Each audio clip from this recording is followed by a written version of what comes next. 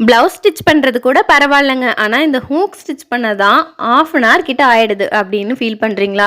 நானும் அப்படி தாங்க புலம்பிட்டு இருந்தேன். எவ்வளோ சீக்கிரம் ப்ளவுஸ் ஸ்டிச் பண்ணாலுமே ஹூக் கட்டுறதுக்கு ரொம்ப லேட் ஆகும். ஸோ இந்த மெத்தட் வந்து நானும் நெட்டில் பார்த்து தான் கற்றுக்கிட்டேன். ஆஸ் யூஷுவல் நம்ம பட்டன் பட்டிக்கு தைக்கிற மாதிரியே ஒரு பீஸ் கொடுத்து டாப் ஸ்டிச் போட்டு எடுத்து வச்சுக்கணும். அதுக்கப்புறம் இந்த மாதிரி ஒரு பீஸ் எடுத்து 2ஆக ஃபோல்ட் பண்ணி ஒரு 1/4 இன்ச்சு மட்டும் தள்ளி வச்சு பின் பண்ணிக்கோங்க. 1/4 இன்ச்சு தள்ளி வச்சு ஸ்டிச் பண்ணிங்க அப்படின்னா தான் நீங்கள் ஹூக் மாட்டும் போது இடையில கேப் தெரியாது. அதுக்கப்புறம் வி பட்டியில் நம்ம ஆல்ரெடி வீப்பட்டி ஸ்டிச் பண்ணி வச்சுருப்போம்ல, அதில் ஒவ்வொரு வீக்கு நேராகவும் ஒவ்வொரு மார்க்கிங் கொடுத்துக்கோங்க. இப்போது நான் எப்படி ஸ்டிச் பண்ணுறனோ அதே மாதிரி பண்ணணும்.